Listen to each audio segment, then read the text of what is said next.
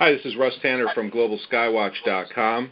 We are live tonight with a Chug crew from UK.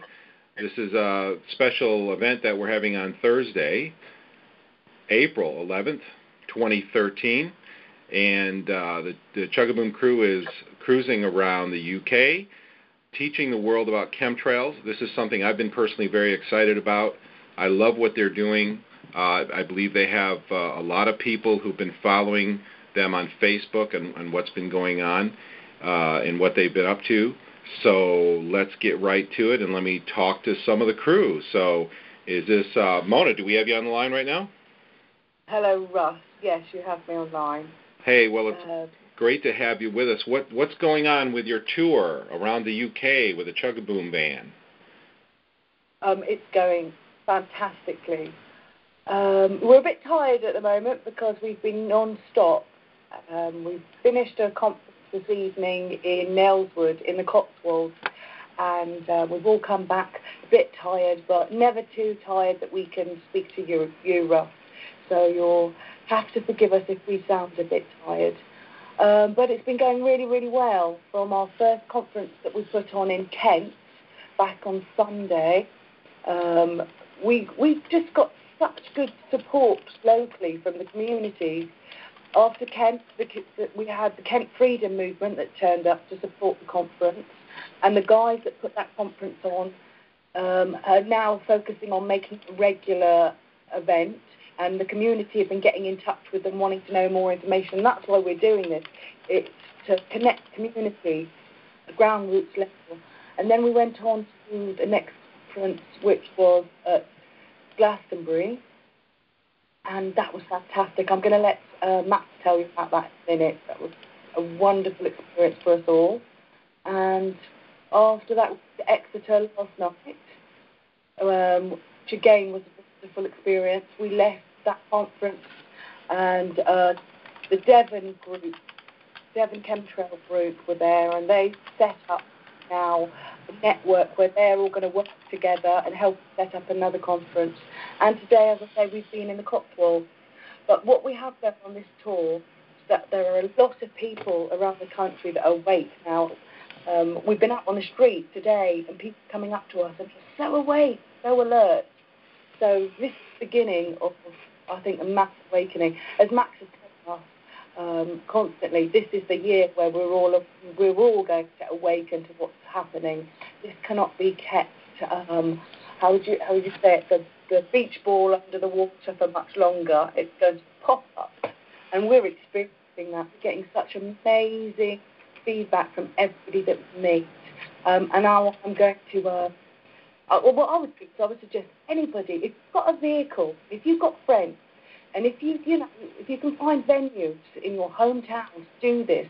You don't have to be professional speakers. You just have to have a little bit of knowledge and awareness, and invite other people to come and talk. And that's how we start this off. We want butterfly effect, and already we're hearing from people all over the country that are arranged conferences.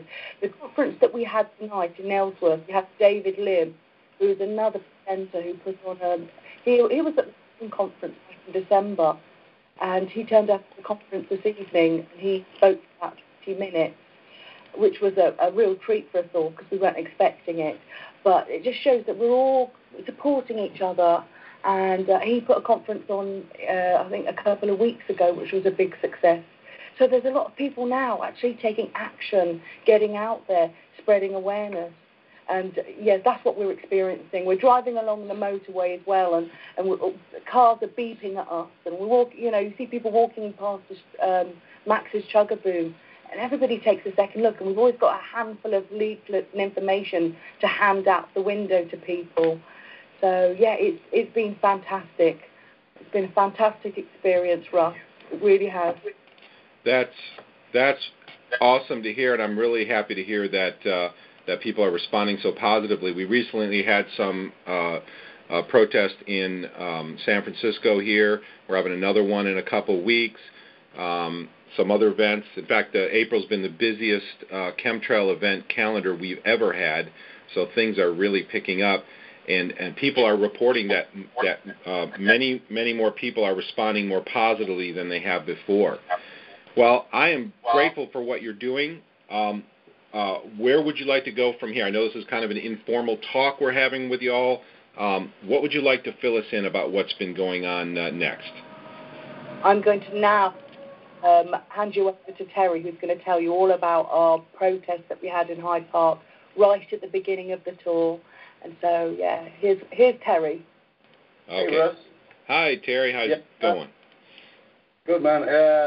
Yeah, Russ, I've been a chemtrail activist for about 3.5 years now, and I've been a voice in the wilderness pretty much in my local area in Ireland up till pretty much, I suppose, about 6-7 months ago when I came in to contact with Max Bliss here. He's a great advocate and a great ambassador for the chemtrail geoengineering resistance.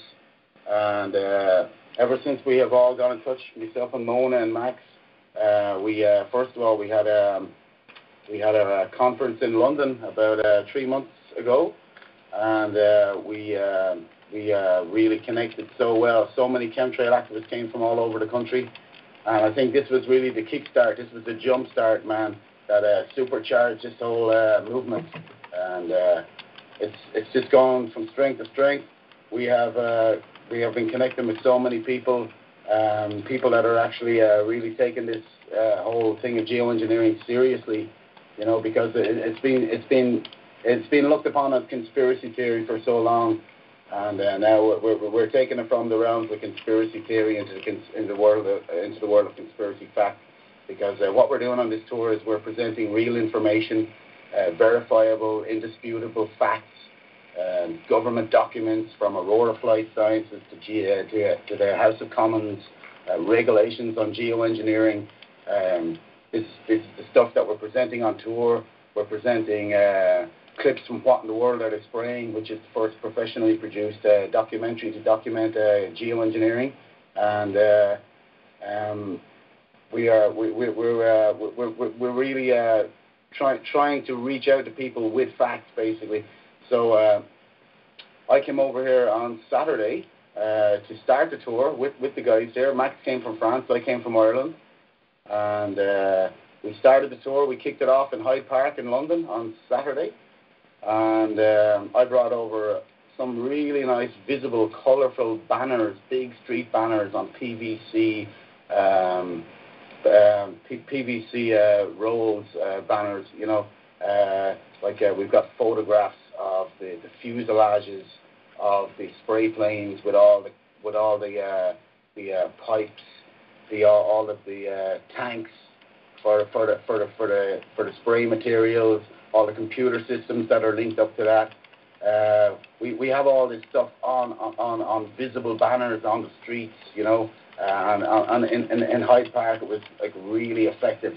We had such feedback from different people that had never heard about chemtrailing before, and it was just such a positive day. There was chemtrail activists descended there from all over Britain, and there was probably about 150 chemtrail activists there, and it was the best chemtrail protest that I've ever been to. I actually don't like all the protests. It was a demonstration, man. We're just there to present facts.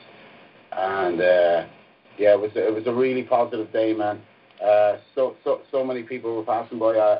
I had also the NASA cloud chart. The NASA cloud chart is the new NASA clouds that NASA are trying to bring out now and introduce to the public as the new normal. All of these crazy chemical clouds, 28 or 30 clouds altogether. When I was going to school, there was only like 7 clouds. Now they're trying to normalize all these crazy clouds, just to normalize the whole program of geoengineering. So when we were doing that, there was a professor from Exeter University walked by with his 6 kids, and the banner really caught his eye, and his kids also. So he asked us to go along to attend his university to do a conference there. And we're going to be doing that later on in the month. We actually haven't got time on this tour because we're so busy. But we're going to come back here next month or the month after. We're going to do a conference there, and it's just going to expand all the time. I've been on Facebook. Friends of mine in Ireland are wondering when are we going to Ireland to do this.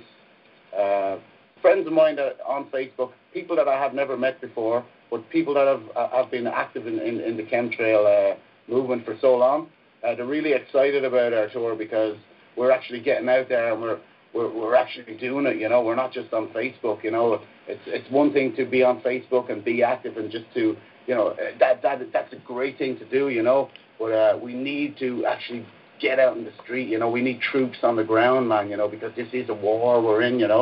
It's not just good enough anymore to have this knowledge and to just be a commander, a keyboard commander, basically. You need to get out there and be visible on the streets, have human interaction, man, and relate to people.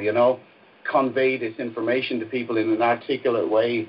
And people can really relate to this now because when you talk about geoengineering and chemtrailing and all, they ask you like, why would the government do this and all, And you say to them, well, they're actually geoengineering the weather, they're modifying the weather, and I'd say to people, have you ever wondered why the weather is so bad lately? We're in the middle of April over here now. We're 2 weeks from summer, the official start of summer, and it's freezing cold. We haven't seen sun over here since we arrived a week ago. We haven't seen sun apart from the exception of one day, and we got chemtrailed out of it kind of pretty much that afternoon. So we've seen sun for about 4 or 5 hours here for the last week. So people are resonating with this information because it makes sense. We're not trying to tell people what to think. We're not trying to force information on people. We're just saying, look, the weather is screwed up. We know why it's screwed up. Here's the facts. It's up to you. If you want to go research this stuff, if you care enough for yourself, if you care enough for your family, for the planet, to research this stuff because it is real. And also, we're doing presentations all around the country, okay? And in my presentation, I pull up some news reports from ITV and BBC, which are the television companies over here. And in these news reports, the government actually declassifies that they actually did spray the populations of England back in the 50s and the 60s and the 70s, with biological warfare weapons in secret warfare trials.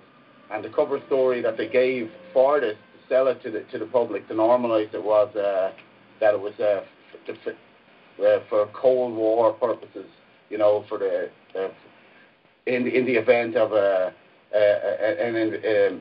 an invasion or whatever from a foreign enemy, that they would have weather weapons or biological weapons to use on the enemy, But this is the cover story they give, but they put it out there in these reports that I show in my presentation like it's no big deal, So these reports actually were on mainstream television a few years back. So I'm just there in my presentation, just refreshing people's memories, people that haven't seen them, and introducing this information to people because it's information people need to know. Governments have sprayed their populations all over the world for a long time. It's not new, and weather manipulation is not a new phenomenon either. It's been going on for a long time, and we're just presenting the facts. And as I said, people are really receptive towards this information now because they feel something is wrong. They're not getting their sunlight anymore. The weather is just haywire. We had like snowstorms in north of Ireland, Southern Ireland, Wales, Scotland a couple of weeks ago, and there was like houses were just snowed over, like 12 foot of snow, a month away from the summer, and farmers, old guys that have been around for so long and they know the weather, they know how to read the weather and all. It's all new to these people, So, everybody knows something is wrong with the weather, man. So we're here to present the facts, and that's what we're here to do, man. Isn't it just amazing to see those cloud charts and all the new cloud types that they've invented that are just remnants of chemtrails? Isn't that it just gets under my skin? Isn't that just amazing that they're presenting that to children? It's absolutely disgusting, man. And you see, if you're kind of like 15 years or 20 years of age, you wouldn't really know the difference in a real cloud and an artificial cloud, because geoengineering has been going on since the late 90s. So, so kids are kind of just buying into it. Well, not that they're buying into it. It's just this is the way that things are to them. It's normal for them to see these clouds and to see these charts. So they can't really put two and two together and see the discrepancy here, So that it's so important to point this out to people, that this is all fraud, man. It's just it's sci-fi mayhem, man. Yeah, it's just amazing how bold they're being about it. In the U.S. here, they actually have young children, maybe kindergarten, first, second grade, going out and actually counting the trails in the sky, and then writing reports on how do you think this is affecting the environment, and they're marketing it to them as water vapor. And as someone who's always watched the sky all my life, I used to take flight lessons. Most of my family flies and does parachuting, or has done it in the past anyway. I've never in my life seen a trail come out of a jet, but they're just selling it to the children so that as they grow up, they're just going to think this is normal, which makes me think they don't have any plans on stopping anytime soon. Exactly. So if we are basically the last generation that can inform the generations that are behind us. So it's really up to us to point this out, to highlight this as a fraud, and to debunk this mayhem, man. Look at Russ. I'm going to hand you over to Max here. Very good. Well, thank you so much for the update. I appreciate it, and I just wish you all the best in exposing this stuff. Thank you, man. Thank you. How you doing, Russ? Hey, Max. How's it going? We're going really very well. Yeah, it sounds like you're having a very positive feedback, good response from people. Fill me in. Mona told me you were going to talk to us about Glastonbury a little bit and fill us in about how things are going. So why don't you give us an update? Well, I'll just bring you back to my trip from France. It was really amazing. As I was driving across France, I had so many motorists giving me the thumbs up and hooting me and cheering me on. And I had lots of people on the ferry very interested in the van. And when I went through border control, I had the border control stop me, and I thought this is going to be another police interview. And in fact, they kept me there 10 minutes talking about chemtrails and HARP. They were really interested, and I was like, yeah, I know all about it. And that's wishing great. Well. That is great. Yeah, so that was a brilliant start to it. But when we went to Glastonbury, before we started the tour, somebody had given word to a friend of theirs that knew a councillor for the local government in Glastonbury. And they invited us to give a talk there. And when we got there, we got to talk at the town hall, and the town hall was packed to capacity. And we had a wonderful response. We gave our talks. Everyone was asking questions, and the councillors that were there, the town councillors, they're going to build their own chem busters. They're going to start groups themselves, and they wanted us to come back again. It was so positive. It was absolutely empowering. It was so inspirational. We're having an effect. So yeah, so that's great. It was actually packed. I mean, how did it get packed? Did people come knowing they were going to hear about chemtrails and geoengineering, or was there something else going on too?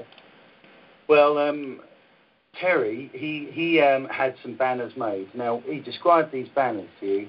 These banners are like a metre and 50 high, or about 4 feet high, by some of them are like 16 feet wide. They're huge, and they've got massive photos on them. They're really, really superb. So we tied those across in front of the town hall, and we've got several of them. So they make a very, very big visual impact. And what happened was we got some placards made, and we were handing out flyers to people, and it's very easy to ask them, "Oh, have you noticed the weather lately?" Because everyone in England talks about the weather all the time. And basically we got lots of people in, but we had people promoting it on the ground as well before we got there. And it was just sensational. And there were councillors in there. They were on board. They totally understood. We had rapturous applause. It was really sensational. Oh man, that's great to hear. That's great. Well, what happened after that? What happened? Where'd you go after that? Well, I can assure you that at the London conference, the last conference, Terry and I, we went out into the streets of London and we started to hand out flyers, and we had quite a good response. But we had about, like, say, 50% of the people interested. But we went out to London this time and onto the streets, into the market area, and it was amazing. It was more like 80%, and so many people stopping and asking us, so many people coming up to us and saying, "We're glad you're doing this. It's about time someone started speaking up about this." It's been really inspiring the whole time. So, and many people have been asking us to go, "Are you going to give a talk in our area?" Because there are lots of people coming from different places in London and asking when are we going to come to them. So I can honestly say I think we're going to be on the road until this breaks mainstream, which is another thing. We've given 2 mainstream radio interviews now, which is, it was really, really surprising. And we not only have we got our own documentary team with us, at Hyde Park there were many other documentary teams, and we're giving interviews. It's really picking up. It seems to be a massive momentum. There really does seem to be an awakening where people are finding out all this information now. That's how did you get on the mainstream radio?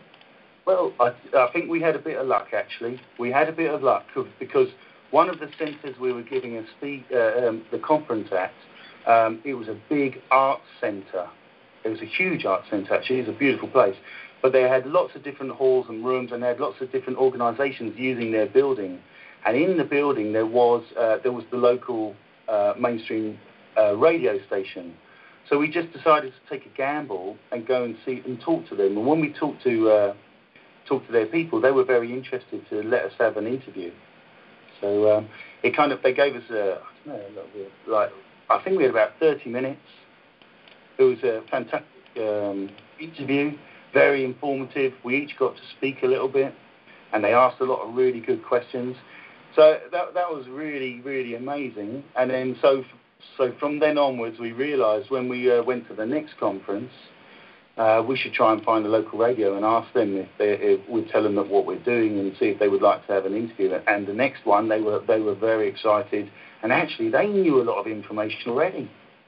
Really? So yeah, they did. Yeah.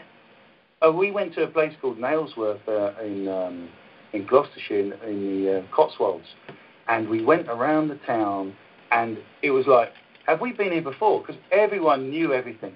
We were stopping pedestrians in the main shopping area, and it was like 100%. It was really amazing how awake everyone was.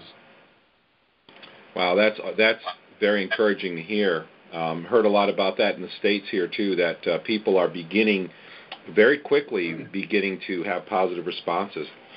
Well, what else you have for us? What else can you tell us about what's in the future for your trip? Well, we're going to go to some big mainstream newspapers. We're going to go to the Daily Mail, and we're going to park outside with a Chug-a-boom. We're going to set the banners up, and we're going to get handfuls of flyers, and we're just going to start asking people in the streets about the weather, and basically we're going to start raising issues right in front of the newspapers, in front of the newspaper building. So hopefully we're going to provoke them to come out and ask us questions, or at least take notice that people are stopping and waking up, and we're just going to take it to them. If they're not willing to talk about it, then we're going to make them talk about it. That is great to hear. I'm really impressed that you were able to walk into a radio station and get 30 minutes on the air. That is just unheard of in my book. Yeah. We really feel like there's a certain energy with us. You know, we're so lucky. It seems incredible. There's a massive momentum. I can't really emphasise how magical this trip is. It's inspirational. Everyone seems to be waking up and interested in helping us, except for the Met Office. We tried to get an interview with the Met Office, H quarters, which happens to be in Exeter, and we went through Pentos Films, which is the documentary company that's following us, to try and get a legitimate, the opposition. Basically, we wanted them to have the opportunity to talk about what they know about geoengineering, and they declined. They declined to give us the official line. They didn't want to oblige us with an interview, which was unfortunate because it would have been very, very interesting. For all of us in the States who don't know what the Met Office is, can you fill us in? Sure, that's the HQ for all the weather. That's the government organisation with the big super cray computers. They're the ones that forecast and model the weather. So they're the main authority, really, for the weather predictions and climate change, and they do all the modelling. They're the main official body. Gotcha. So we wanted to take it right to them. That's awesome. It's hard for me to imagine that they don't know. I mean, I've talked to Dane Wigington, who is really leading us to a large degree in the United States in exposing this to the public, and he's a solar scientist, and he just says blatantly, he says they know. They all of these weather men, all these meteorologists must know about this. What do you think? I think it's undoubtable, Russ. I mean, you and I both know that they use HAARP and they use chemtrails. They put a high pressure where they want a high pressure. They put a low pressure where they want a low pressure. They're messing around with the jet streams. There can be no question that their sophisticated computers and even their satellites, the way that they measure data, they have to be aware of the manipulation. It's unavoidable. Yeah, absolutely. Well, when I have these impromptu meetings like this, I'm so glad you guys contacted me this afternoon. And when we have these meetings like this, I like to just roll with it and have a conversation. Where would you like to go from here, Max? Where would you like to go from here? Where would you like to go from here? I'll tell you what I'd like to do. I'd like to get in touch with the television. I'd love to provoke them into having to have an interview with us so we can get this out into mainstream. And I think it could be possible. We're going to go to some of the big TV studios in London and park the van up, get the banners out, and make a commotion out in front of their studios. So hopefully the people working there will be curious enough and not be able to ignore us any longer, because we just want to wake everyone up. We've been invited to go for different tours, and I think we should take everybody up on it. What we're finding is people want to start their own groups up. We just want to inspire everyone to wake up, research the information, and then I think the shift in public consciousness will demand change. And so we're just on a mission, Russ. We're just following our intuition. We're doing whatever it takes. We're going to do whatever it will to make that difference, to really allow people to take charge of their lives again. I'm really grateful for for the work that you all are doing. I know this is a great sacrifice. I know it's very expensive to travel. You all are either taking off work or I guess that you're not all independently wealthy, but far from it. No. I think we're all making a big. We've made it our lives work, I suppose. At the moment, we're taking time out of our real lives, and we're all dedicated 100%. We know we're doing something important, and in this. It's such a big thing to be doing. It's a privilege to be with all these wonderful people that I'm with now. An absolute privilege. I feel really blessed. I feel amazing on this trip, actually. I'm very, very tired. and it's exhausting. But at the same time, every now and again we get that energy. It keeps us going, and we're meeting so many good people, and we're making a difference. We're really actually making a difference. So many people are coming up to us and saying they're happy, that we're so happy that we're doing this. It's very rewarding, and I think the most rewarding thing is actually seeing change.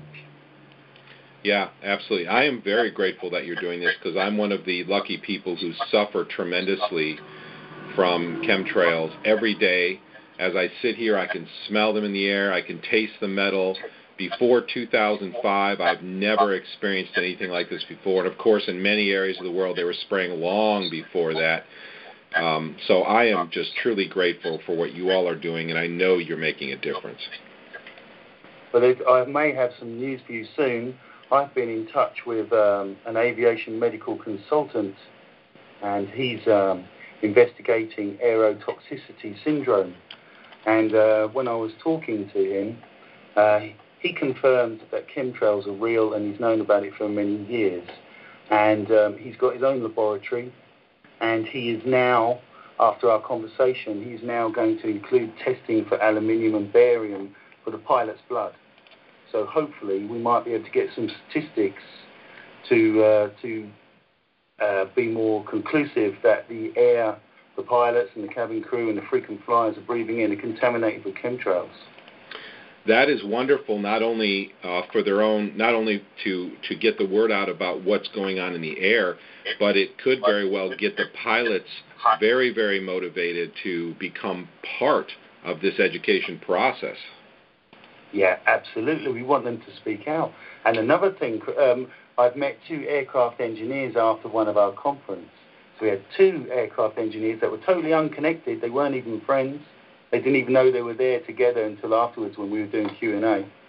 And I showed them some pictures of a nozzle cone, or a cone nozzle, on one of the engines that I have filmed spraying, and I identified with Flight Radar 24 as a positive identification. And they had not seen a nozzle cone on a plane like this before, on a standard engine. So it's great to attract these types of people that are working within the industry to start asking questions. And I believe as the public consciousness starts to increase, we'll get whistleblowers stepping forward. We'll get people that really are in the industry to wake up to the reality. Who knows what they've been told? Who knows what their spin story has been? But if they start speaking out, it's going to speed up the process. Absolutely.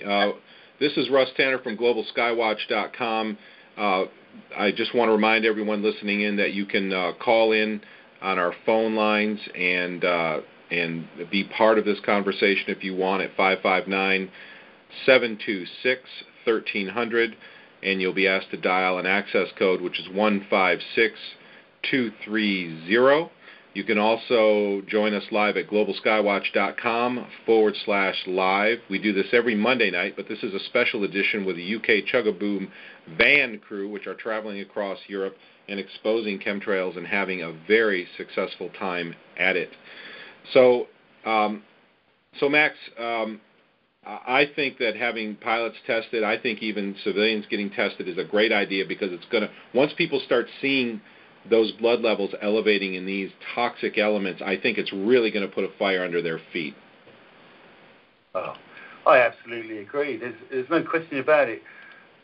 The thing is, many people are really sort of distracted with the things going on in their lives. They just don't understand. And I think that as this knowledge becomes more common knowledge, then I think very, very quickly a huge majority of the population all around the world, or they're going to demand change, and the government are going to be quite isolated. And I wouldn't be surprised, really. We talk to the police as well, and I try to include everybody. I want the police to come on board. I want them to understand the dangers. I want them to understand the reality. So really, this is what we know and what we're learning is so important, and it's so important to absolutely everybody. And I think people are starting to understand this. They're starting to wake up that this is affecting them, and it doesn't matter who they are. So I think this is pretty much possibly one of the most exciting times to be alive, because we're going to see this whole thing exposed and a whole new beginning.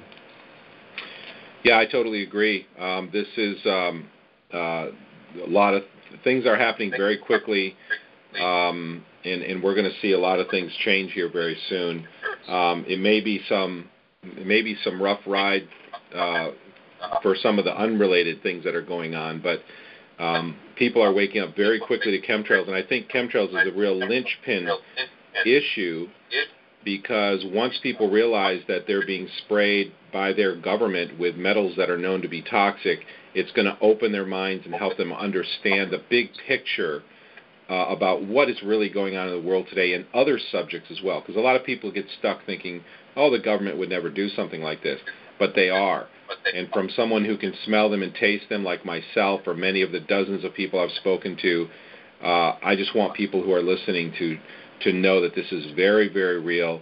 The metallic tastes and odors and the symptoms that us sensitive people are suffering are very, very real. So, Max, I just appreciate so much the work that you all are doing. I know that you have worked tirelessly. You've done many radio interviews. You and Mona have been on our Monday night meet before as well. But just thank you all so much for what you're doing. Well, thank you, Russ, as well. I can assure you that we're always grateful to talk to you, and we always enjoy talking to you, and what you've done. You've been an inspiration to us as well. Well, thank you. Can I pass you over to a friend of ours here, Olga? Absolutely. She's going to say a few words about... Can you hear me? Yeah, go ahead. I'm going to pass you over to a friend of ours here that's with us called Olga, and she's written a really comprehensive document called The Directive. I'd just like to pass you over to her. Great, thank you. And just feel free to pass me along to whoever you want. We're having a very casual conversation here. Everybody listening, we didn't put a lot of planning into this. It's something that we just set up this afternoon real quick. So we're just having a great conversation and learning about what the Chug-a-Boom crew are doing in the UK. And this is really, really valuable and important work. So, Olga, you wrote The Directive. What is that all about? Well, when I started discovering what was going on in the skies, I just wanted to write to my MP. And because I knew there was a certain amount of denial going on with the government, I just decided to write something where there's absolutely no wiggle room, where they, irrefutable evidence that is undeniable. And so, point by point, I listed them all and found references that can be found online quite easily by anyone. And, and I was liaising with some of the groups on Facebook, and liaised with Alex Longman, and she's a fantastic writer. And between the two of us, we put some information together and made some fantastic discoveries. So we called it The Directive to all UK MPs to ban geoengineering via the Unified Atmospheric Preservation Act, which actually is an act that is now in Congress. It's been a while, it's been held up, that's written by Michael Castle. So it's been wonderful to join the crew here, and they're staying in my house this evening. It's such an honour to have them here in Stroud in Gloucestershire. And, and it's so nice for me to come in and add this as a solution. And that's basically, how I started. And I noticed, from what the world are they spraying, all the great rainwater tests that you have there in the States. And I was wondering, well, where are the tests here in the UK? And there were none.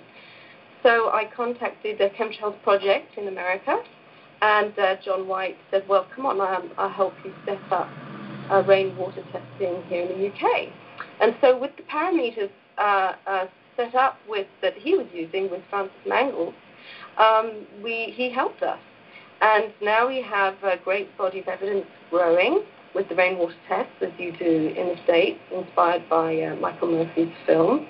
And they actually used one of our rainwater tests in Why in the World Are They Spraying, the London test that they featured when Francis Mangles was being interviewed on that film. And so, it just keeps growing from there. We just keep trying to put the information out there. And it's been wonderful being a hub here in the UK, Chemtrails Project UK. We have a website, and with the conferences that are happening now, what's fantastic about it is that people are stepping forward. We had met a doctoral researcher from Reading University who has stepped forward and is helping us now. And what's really wonderful is we're able to now take it to the next level with his research and his professional research that he's doing, now setting up an international directive to ban geoengineering website. And he's starting to talk in universities and has, a whole new level of interest coming in that is providing very articulate, again, irrefutable evidence that we can now present to the government and to ban geoengineering, ban weather modification, and preserve our atmosphere through the Atmospheric Preservation Act that we're adapting to the UK and offering it in this website for all other countries to adapt to their particular language for their country. We're connected up with Paul Mack, and we're quite connected to Dane Wigington. And one of the last interviews you did with him was very inspirational and amazing information that's coming forward through Dane. And definitely a huge momentum is growing, wouldn't you say? Hey, Olga, where can people go online to learn more about this directive and what you're doing? Why don't you give a plug to the websites that you're speaking about? Well, it was just me and Alex really trying to get this going, and the website has not had much work on it, but it does contain the directive that you can download and read online. It is Chemtrails Project UK, chemtrails with an S, projectuk.com. And, we're looking for help to get that taken to the next level. Will be coming, the international directive to ban geoengineering will be coming shortly. It's being worked on by David Lim. And we do also have another great website in the UK called ukskywatch.co.uk. And again, all our events are listed there, the Chug Tour. And, a lot of events, worldwide. We're going to try and, get those all logged as well. And also we're on Facebook, Chemtrails Project UK. Very good. And so the first one you mentioned was Chemtrails Project UK.com, right? Correct, yes. And that's the one where people can go and read the directive? And download it, yes. And download it, right, and spread it around. And you want to encourage people to spread it around and let people read it and see it? Yes, there's 20 points there that we put into paragraphs there that, we encourage people to read it and use it and adapt it however they like. But what's really good is that a lot of people do feel that it's a solid enough document that that people can use. It's a unified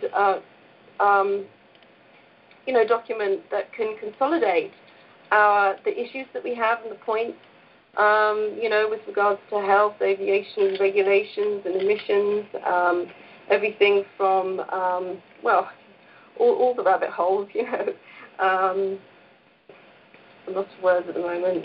But it primarily focuses on the jet emissions or chemtrail. I mean, does it specifically deal with chemtrails, or is it dealing with emissions in general? What does it deal with? Well, yes, it does try and, describe chemtrails and brings up the points that, they try and marginalize the word, when in fact it is a real word that does exist. And, the irrefutable evidence in that,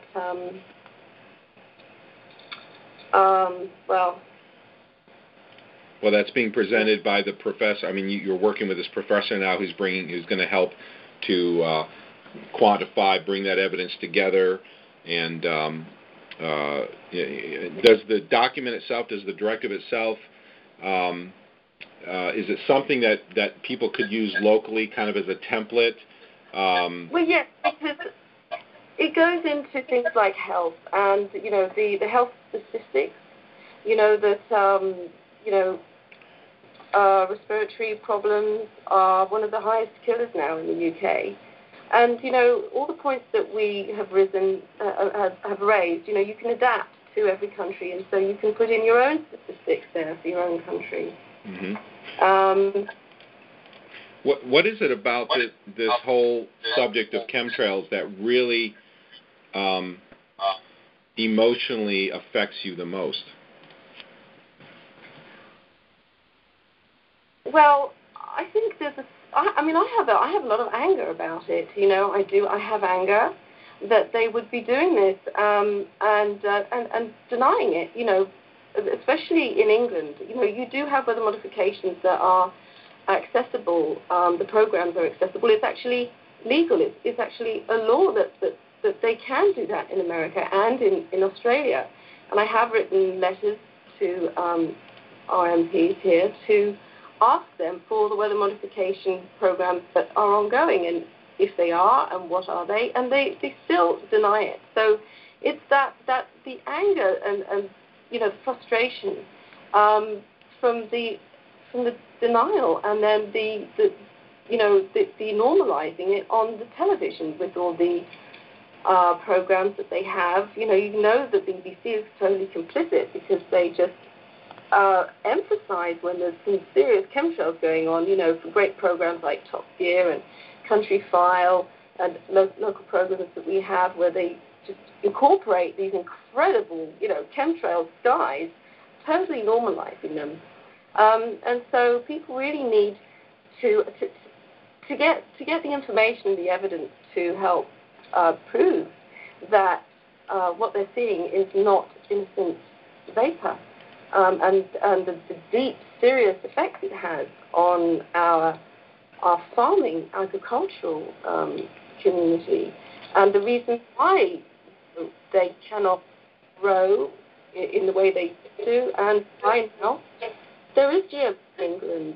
It's being used by for cattle crops, the cattle, and it's coming in slowly and insidiously. For the cattle crops, and slowly the way they're destroying our weather, and it's making it impossible for the farmers to grow.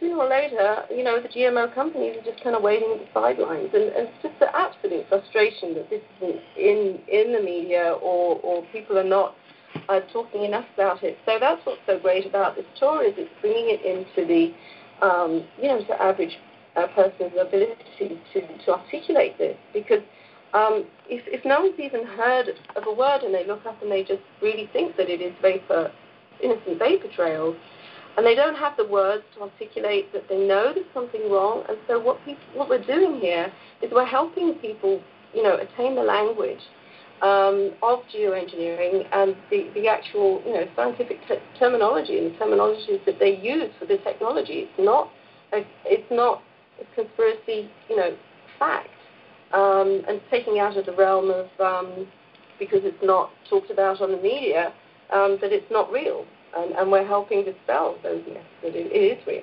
It's dangerous. Absolutely. And as someone like me who's sensitive to it, who can smell and taste it, it just has caused me a tremendous amount of pain and suffering over the last 7 to 8 years. It has, really declined my health, and I've had to spend a tremendous amount of money and time keeping myself alive. I had a heart attack in 2011 from low potassium, and we know that barium lowers potassium. Aluminum in soils. In fact, barium is used to induce heart attacks in laboratory animal testing, so barium is very closely associated with heart attacks. Nanoparticle aluminum can accumulate in capillaries and cause strokes and aneurysms. Free aluminum in soil. Now, we know there's a lot of bound-up aluminum soil, which is inert, but free aluminum in soil will stunt plant growth and reduce the mineral uptake. Then that's not even talking about the fact that aluminum and barium both suppress immune systems.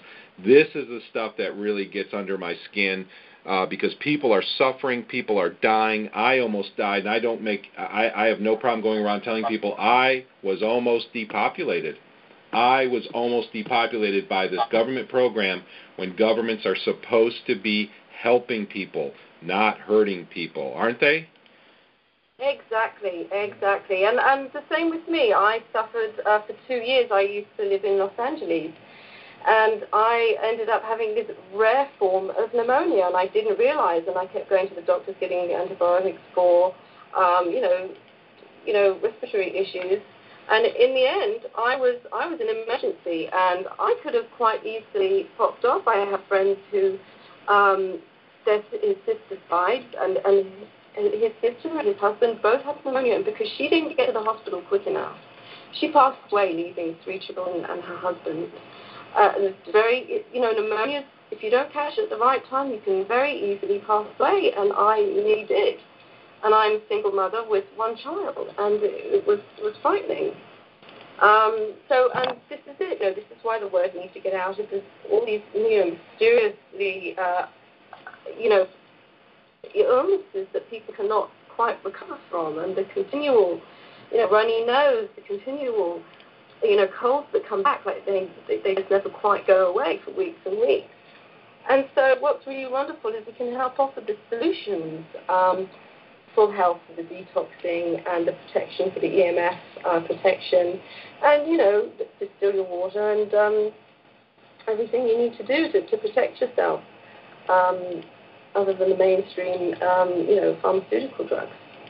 Absolutely.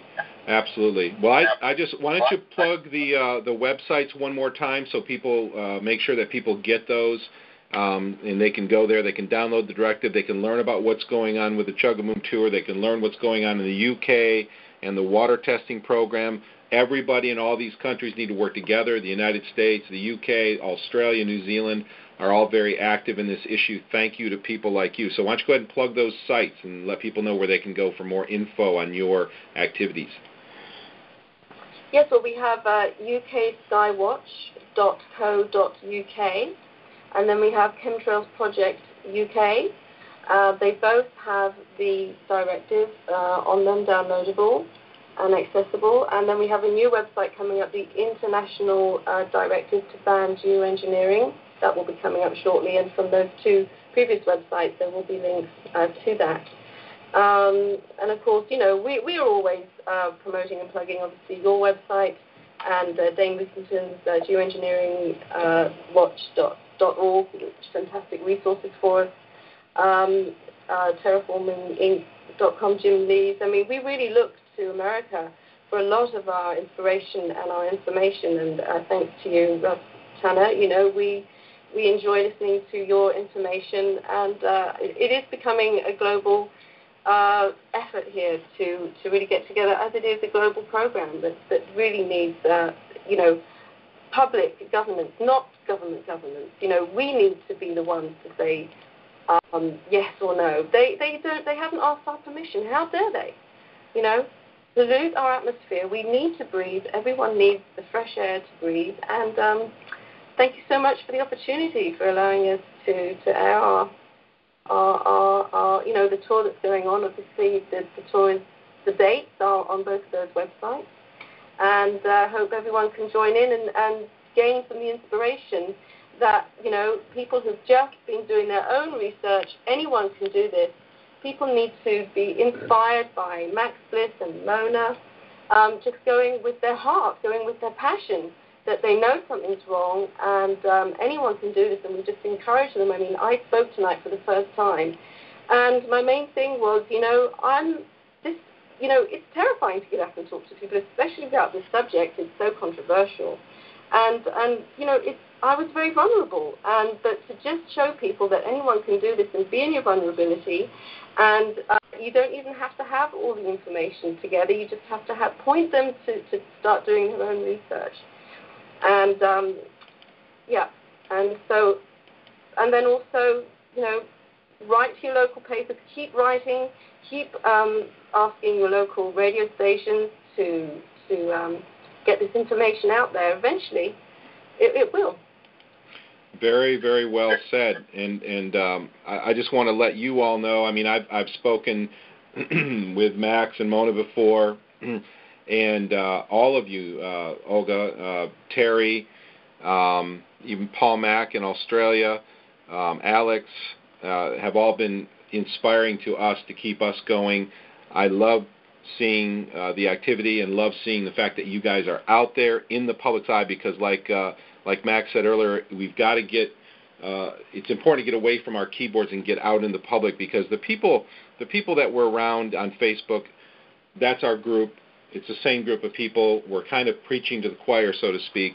But when you get out in public, you're really getting the word out. So I want to thank you all for your inspiration. Thank you. You're very articulate, and you mentioned you felt vulnerable when you were up in front of people. While you're not showing any vulnerability here, you definitely feel strongly about what you're talking about, and we all appreciate what you're doing, what you all are doing. Well, thank you. I'll hand you back to Mona now, and or anyone else that wants to. Can I just say a couple of... Hi, Russ. Hi. Hi, Mona. Can I just introduce us before the others? I know the others want to say a quick word to you before we say goodbye, but I just want to introduce you very quickly to our documentary filmmaker who's been on with us for the last few days on our journey. He's called Chris. He's a wonderful young man, and I'm sure he can tell you a little bit about what it's like being on tour on the Chug-a-Boom. Russ, this is Chris. Hi, Russ. Hi, Chris. Great to meet you. I've been wondering that all along. I mean, what is it like being on the road with all of these people? They all sound so confident when they speak on the radio programs. They all feel very strongly about this. They sound like such great people. What kind of experience are you having, Chris? Oh, it's been an incredible experience. Really eye-opening as well. I mean, I'm a complete layman when it comes to this. I had no knowledge of the subject until about a week ago. Maybe I started researching and I watched What in the World Are They Spraying? And that was my first introduction to it. I'm actually here filming on behalf of Jonathan Adams from Pentos Films for a documentary called, it's under the working title, Let's Talk About the Weather. And this is a subject that he's very passionate about, but like I said, it's something that I didn't have any knowledge on, and so this has been my introduction, really, is going around on tour with these people, and they're very passionate about it and very clued up, and learning firsthand from them, like, about what's really going on. Well, okay, so you've really gotten into this head first now, haven't you? Pretty much, yeah. I mean, I try to remain impartial from the point of the documentary to kind of, we want to communicate to a mainstream audience by kind of starting off with an impartial view and seeing where that takes us. But some of the evidence that's been presented to me, it's hard to ignore, and it's hard to stay impartial with it. It's really quite convincing. Yeah, I hear you. You know, I've mentioned a few times already that I'm one of the lucky ones who can actually smell and taste chemtrails. And I don't mean just a little bit. They actually overwhelm me, and I've actually been in touch with dozens of people who do as well. Did you know, and this is really mind-blowing, is I know therapists in the United States who have been taught, that if their patients are having some kind of an episode, maybe a depression episode or a panic attack or some kind of strange feelings like this, they're actually being told, well, let me preface this first with letting you know that many of these people who are having these kinds of physical and emotional episodes actually begin to taste and smell metallic tastes and odors in the air before they have their episodes, and they're being taught that that's their adrenaline is causing them to have that. So we've got this situation where these people are tasting metal, and I know for me that when the air gets really bad, I see people around me get grumpy, angry. I see children start to whine or cry. I start to have inflammation and feel horrible, and I can't focus and just feel bad.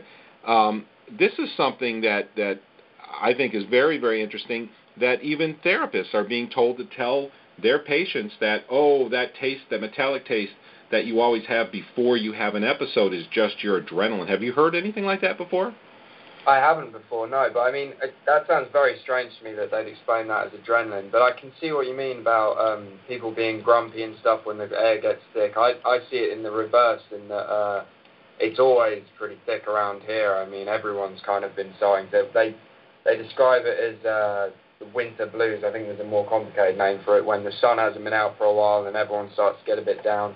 And I noticed it the other day when we had our first real bit of sun in the UK, and just the happiness and just how much more confident and kind of alive I felt was just really noticeable as well, and I just had a spring in my step all day, and I knew it was just because of the sun. And I work in a bar as my kind of full-time job. This I kind of do on side, and I was just picking out jobs I could do outside all day just to spend as much time as I could soaking up rays and getting some vitamin D in me, and just looking at the sun, Oh, absolutely. So yeah, I can completely understand how people could get depressed and stuff from just the sun being taken away from them, because you need it.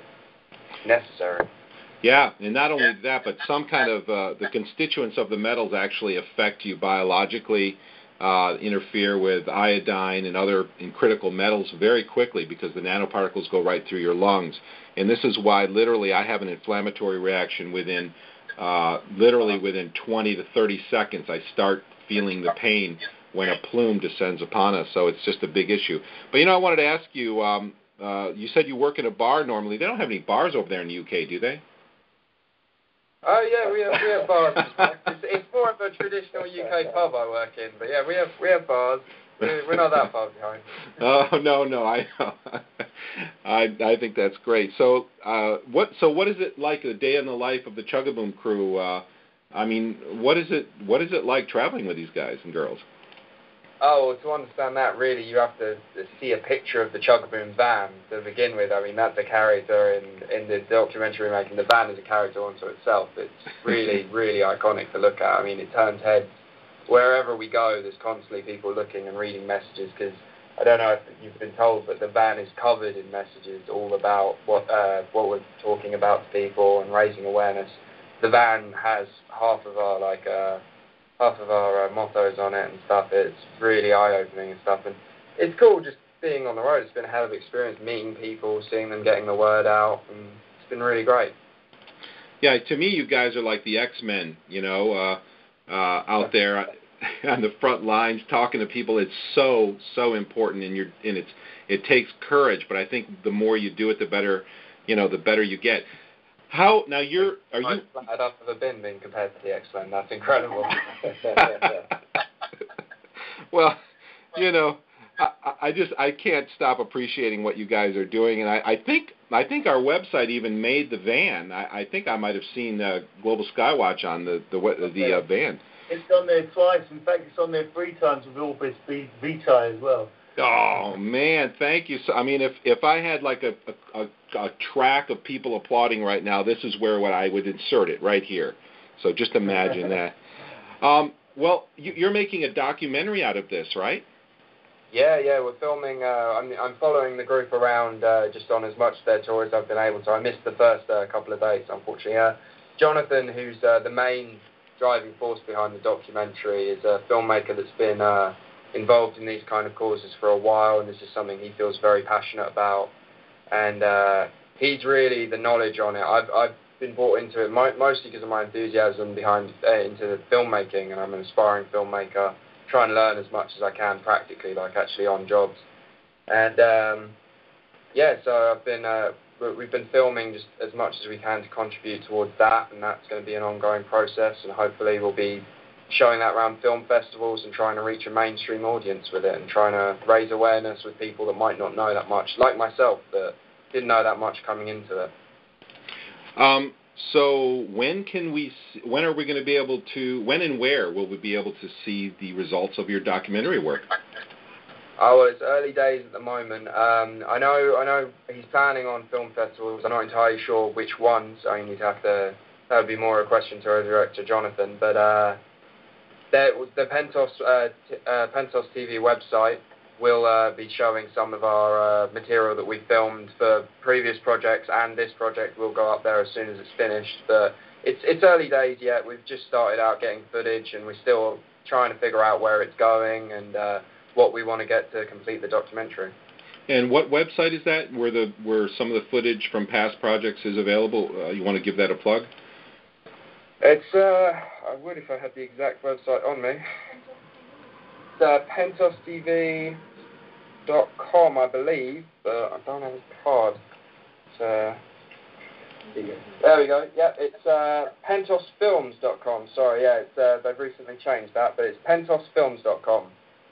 Yeah, it's undergoing a few changes at the moment, but eventually we're planning to have kind of a a Netflix-esque kind of element to it where you can watch our material from the website. And yeah, you can get hold of all of our stuff on there. Beautiful, beautiful. All right, well, is there anything you want to say to people? I know we're having just an informal conversation, a last-minute conversation here, and I love it. Anything you want to say to the people who are going to be listening to this recording over the next couple of years? Well, all I'd like to say is, myself, is that it's worth taking a look at. If you don't know anything about the issues, then you should really... It's easy to be very skeptical about this kind of thing, but if you give it a chance, there's some evidence that you can't ignore, and there's some questions that are definitely worth asking. And yeah, that's what I'd like to say. People should give it a chance. So I'll pass you back over to the rest of the guys. It was nice chatting with you. Great chatting with you, and all the best with your project, and I really appreciate your work, really. We all do. Hi there, Russ. Hi there. Russ? This Max? Yeah, hi. I was just wondering if how your bumper stickers are going and how your signs are going, and has anyone bought a van yet? Bought a van? Yeah, maybe we could get a convoy going. Yeah, that's a fantastic idea. That's a great idea. We need a Chug-a-Boom over on this side of the sea. We need several of them going around, actually. That would be, that's a great idea. As far as the signs and bumper stickers are moving, we just had bumper stickers made up for our website. We have a project called NGOengineering.com. It's a website that's very simple to navigate. It's designed specifically to introduce new people to this subject, and then it has links off to many other websites where they can get more in-depth information, but it has both videos, what in the world are they spraying, why in the world are they spraying. It has a short 10-minute video called The Aluminization of Our Soils. In that project, we just had some bumper stickers printed. Unfortunately, they came back and they did not look very good, so the printer agreed to rerun them. I'm very picky about things looking right and being done right, so they were very gracious, and they're going to run them again. So we're definitely getting those items out there so more and more people are exposed to those things. Thanks for asking. Okay, well, fortunately, I did bring a couple of pots of paint with me, so I can add this new site to the van. Oh, good. Wonderful. Well, thank you so much. I would be honored if it's something you get around to on your busy schedule. I would be more than honored. Thank you so much, Mac.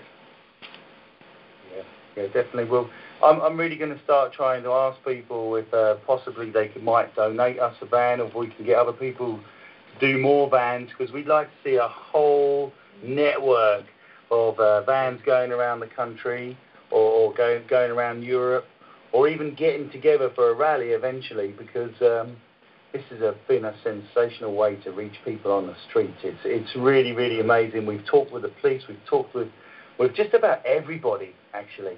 And actually, you've given me, I've just had an idea there that maybe we should go to reach everybody. We should go to the farmers, we should go to the gardeners, we should, we should really, really go and reach people that are working with the land and working with solar, and go into schools. We'll be invited to a school, by the way, which we'll be giving a talk in a school. I think really we're just going to keep going until we burst the bubble of the New World Order and expose them fully so that everyone wakes up. That's marvelous. And as you were speaking about getting a whole fleet of vans, you immediately my mind starts spinning and starts thinking, fundraiser. We need to get people to pitch in and start funding these projects that can go across the States and across the UK and across Australia and New Zealand and other places to get the word out, just like you guys are. You're the model. You're the frontiersmen there. And something else we can raise funds for, Russ? The elusive aerial sample, the conclusive evidence. If we can get that aerial sample with a jet, then we can get it analysed, that's it. That's the final piece of the puzzle, the undeniable final piece of the puzzle. So maybe with this tour. I mean, we've had such an increase of people being interested. I'm quite certain that after this tour, when we start the next one, we're going to start the next one within a few weeks, I think. We're literally going to keep going. We're going to have a small break, and then we're going to just keep going all the time until we've done this job. And maybe then, when we've got more and more people interested, we can raise the money. We can get those jet samples taken. I would love to see that happen, and if I can help in any way, please be sure to let me know. I would love to solicit people to donate to a cause like that. I know, and I'll warn everybody who's listening up front, getting those samples is much more difficult than you'd think, for a couple reasons that most people don't think about. And I think they would be very valuable if it was done right. One problem you have is that some of the components fall out of the plume. Some of the visible plume stays aloft, but some of the heavier components fall down out of the plume. So it would have to be probably done while it's pretty fresh.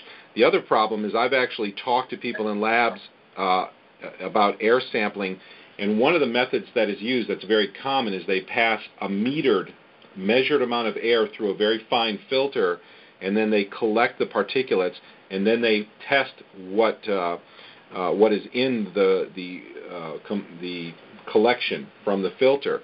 Now, the problem with nanoparticulates is in talking to the labs about this, is that the nanoparticulates generally don't get caught in the filter because the filter can't catch particles that small.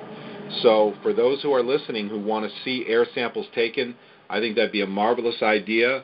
It definitely has some challenges, but I agree with you. I think it would be great to see that get done.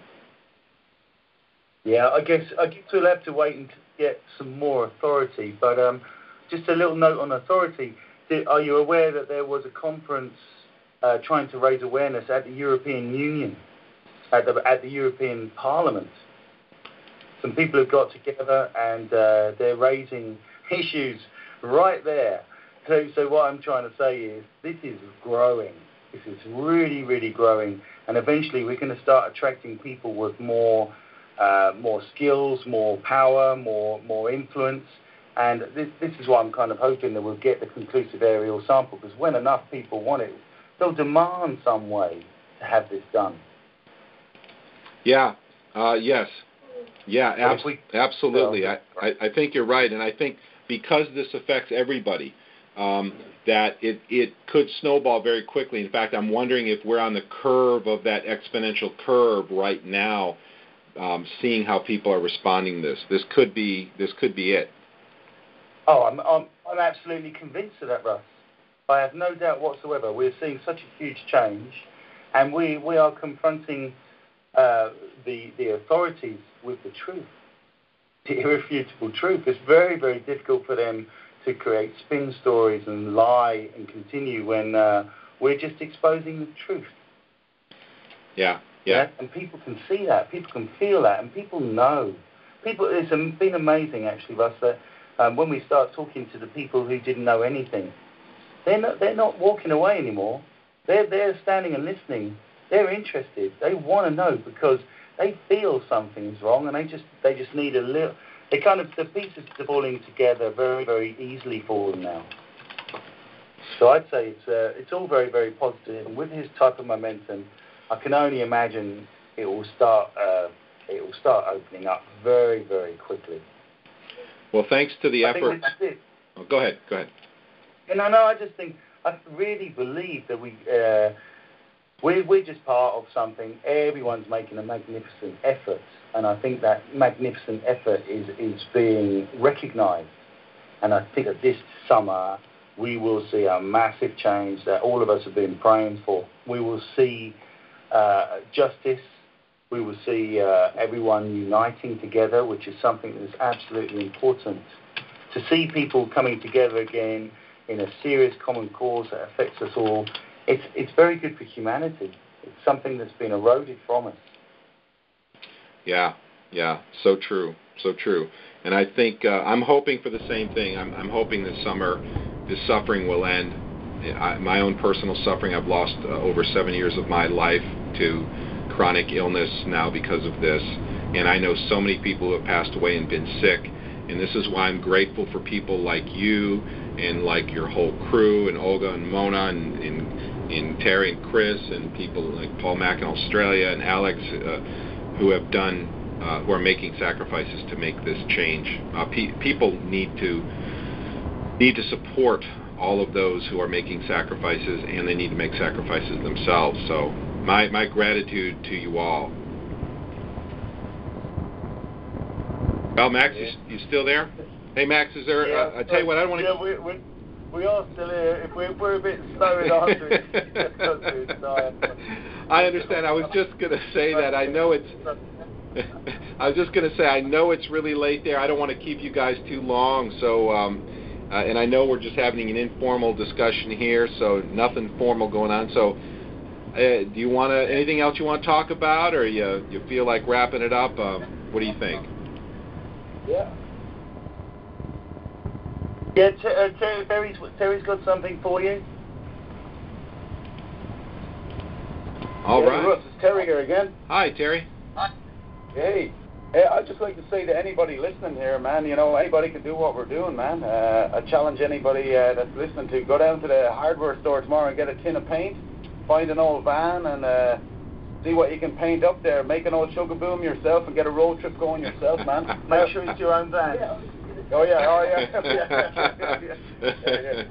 But maybe we could get a competition going on your show or something. Maybe the best chemtrail van or something, man. Maybe we can inspire or something like that, man.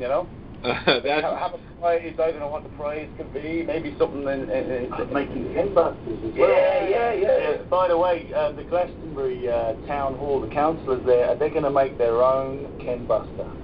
Oh, really? Everyone loves the Ken Busters. They're fantastic, and they work. We had them working. I brought one with me on the tour. I'm showing everyone our Ken Buster. Wow. Okay. They're absolutely amazed with it. And I've had it out working. You can see him breaking up the chemtrails. Well, good. That's that. Well, I tell you, that's great to see that they're people recognizing what's going on, and they need something. And I especially love the idea of the van, having a van competition. What a great idea, Terry. Yeah, let's do it, man. Why not? Alex Jones does something like this every year. He has the video competition. See who can make the best video, like the V for Victory video competition. He had about a year ago, and I think it was something like 100,000 competitors involved in that. So that really got people motivated, man. They kind of made it cool and fashionable, the in kind of thing to do, So just kind of get a buzz going, man, and just it doesn't have to be all serious and all doom and gloom, man. We can make this fun as well, make this a journey with excitement and all involved in it as well, because it is so intense, all this stuff to take on board, and it can get overwhelming, and it's very depressing and all this to kind of absorb all this kind of information. So I think to inject some fun into it is really important, So I think that would be a good idea. So maybe we could organise that, a competition for the best dressed chemtrail van, man. Yeah, and maybe graffiti artists involved as well. Yeah, and graffiti artists, of course, man. Any professionals out there that are listening, or maybe music writers and all as well. Maybe write a theme tune, and we could maybe have something like the wacky races at the end of it or something, man. We could go from north to South America, man. Yeah. Hey, definitely. Yeah, exactly, man. Yeah, so that'll be cool, man. Something different, man. Yeah. The Chug-a-Boom Derby. Yeehaw! That's it. Yeah, that'll be cool, man. I love it. I'm going to push that idea.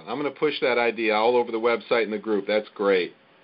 Cool, man. Exactly. No, just say to people if you got an old van out that's maybe a couple of you got an old van out there that's gathering some dust or whatever, and you haven't got any plans for it, man. Just dust it down, and as I say, go down to the hardware, get a tin of paint and a couple of brushes, and get creative, man. Get your artistic friends around.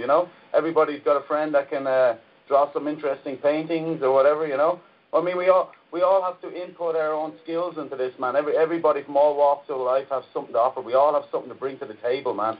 That's the beauty of our power versus their power. These people, these psychopaths that are controlling us, that are chemtrailing the skies all the time, man, they're grey, they're dull, they're horrible, they're ugly people, man, you know. We're beautiful, we're creative, we're bright, we're colourful, man. You know, we bring so much to this planet that these scumbags can't bring, man, you know. So this is, I believe, you know, that this is how we're going to beat these people, man. They're just dull, they're uncreative, and we're the polar opposite to that, man. We are universal celestial creatures just built to develop and to be creative and not to destroy and not to kill and, you know, not to seek death and all these horrible things that these people you know, that they get so much pleasure out of, you know. So yeah, we all have so much to bring to the table, man. You know, humanity is coming together, man. I think we just really need to make that extra effort. It doesn't take much, man. You know, we all just got to bring something to the table, man. And I would also say, for those who don't want to be slapping paint on your car, we do have bumper stickers, and we will have window stickies, so you don't have to mess up your beautiful car if you don't want to slap paint on it. There's still a place for you in the Chug-a-Boom Derby. Cool. Hey, I also want to say what I've been doing over the last few years is I've been writing like messages on the money, the dollar bills, the euro notes. It's a very effective way to get the message out, man. It's a very simple thing, but very effective. I've been doing it for a long time, and my notes have been going all around the place, and I've been getting feedback from it and all this, so it's very effective as well. You know, it's simple little things, man.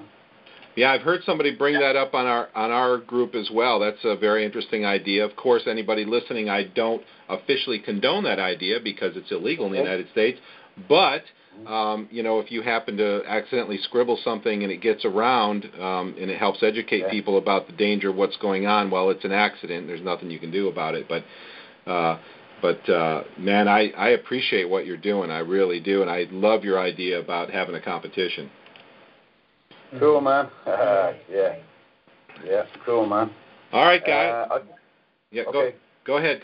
Yeah, just in closing, I was going to say, just as Max said there, it's so important that we get in touch with farmers and agricultural departments and all, just to point out that the weather has been manipulated. They're being offered all the Monsanto seeds now because the weather is destroying their conventional crops. You know, so in Ireland, say for instance, just at the beginning of the year, GMO potatoes were introduced for the first time, and there was big uproar from people that actually know what's going on with the New World Order agenda, but the average farmer over there doesn't have any idea what's going on, you know. So it's really important to reach these guys, you know. You know, they're being offered these seeds now, genetically modified, blight-resistant seeds, potatoes that can grow in swamp or monsoon conditions, you know. So it's very tempting for farmers to buy these things, you know, because they seem to be left with no other alternative considering the current weather, you know. So it's really important to reach out to farmers, you know, because they're such a large part of the population, you know. Yes, it is, and it's funny, they screw up the weather and then they provide a solution for you. Exactly, problem, reaction, solution, man. The Hegelian dialectic. That's how these people operate, man. And it's crazy. It's been going on too long, man. And you know, as sophisticated as their whole system is and all, you know, it's very bloody fundamental in you know, on the surface. It's very fundamental on the surface, you know. It's just problem, reaction, solution. You know, they create the problem, we react, and they provide the solution. Once enough people wake up to this, man, it's game over in New World Order, I do believe. Well, I'll tell you what, I agree. I think it's a matter of time. People are waking up very quickly, faster than ever before. Do you want to plug any events that are coming up? People, I'm going to have this live tonight. The recording will be live for people to listen to. Is there any upcoming events you want to plug, or a place where people can go and see where you're going to be next? Okay, I'm going to hand you over to Mona here now, Russ. She's going to fill you in on all the event details. Okay, so over and out from me, and over to Mona. Very good. Nice talking with you. Cheers, man. Hello, Russ. Sorry, we were very, very tired here. Yes, our tour continues. We're going to go back to London tomorrow, And as Max explained, we're going to try and get some mainstream newspapers and TV. And then on Sunday, we're going to be in Portsmouth, and that's 12 o'clock until 6 o'clock at the Jolly Sailor, Portsmouth. And then on Monday, we're going to Brighton, and we're going to be at the Cowley, I think it's called the Cowley Club in Brighton. But you can follow us on the Chugaboom website and find out any other places that we're going to. And yeah, the tour is not over. We've just about gone over halfway. And and other events that are coming up. I know that London in June, we've got the London conference, which Alex Longman is organising. I think that is the 16th of June, around about that time. And I know that Paul Mack's coming over from Australia. We're very excited about that. He's going to be in London around at that time, and Scotland. And we're planning with the Chugaboom tour. We're planning to start from Ireland next time. We're going to come over to maybe Terry's and go up the east coast of Ireland, and then come down through Wales, and then go up to Scotland, and just get to lots and lots of places that feel isolated. We've got friends that are in Scotland, so isolated, and all it takes is the Chugaboom, a conference hall, and word out there. Even if you just get about 30, 40 people together, they then don't feel isolated, and they make the connection in person. Well, our first conference we did in Kent, the guy who organised it, Alan, we've had some amazing feedback from him, where people in his community are now coming up to him saying, "Oh, we couldn't make this conference, but we heard it's brilliant, and we'd like to come to the next one."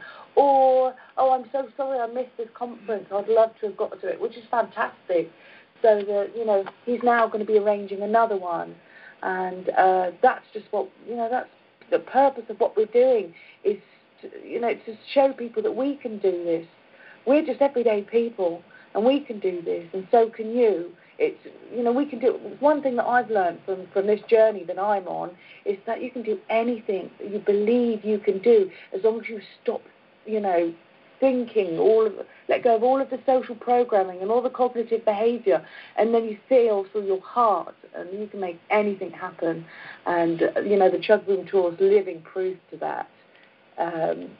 But I'm going to have to retire soon, I'm afraid, Russ, because I'm really, really falling asleep. So I'm going to say good night to you and thank you very much. And what we'll do is we'll more than likely link up with you at the end of the tour, before the boys head back to back overseas. And I'm going to pass you back to the rest of the crew to say good night. But it's good night from me, and thank you so much for the airtime. And sending love to everybody, all of your listeners. We are one family. We're all working for the same thing, and we have a lot of love for you wherever you are. Okay, good night from me. Thank you.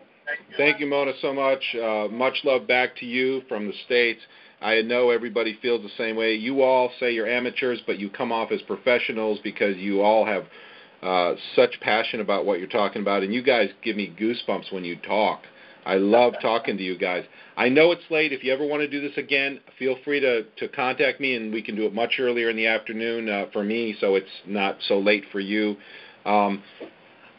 Is there anyone else who wants to wrap things up and say a final word? Okay. Well, thank you, guys. Thank you. So much information. Thank you so much. You guys got to get some rest. You've got a long trip ahead of you. All the best to you. And if you need any support from me or our group, you just message me and let me know what we can do for you, okay? Thank you very much, Russ. Thank you, Russ. Thank you, and everybody listening. Thank you so much. That was Max, Mona, Olga, Terry, and documentary filmmaker Chris. You guys have a great night. We'll talk to you again soon. Take care of yourselves and be safe. Be safe.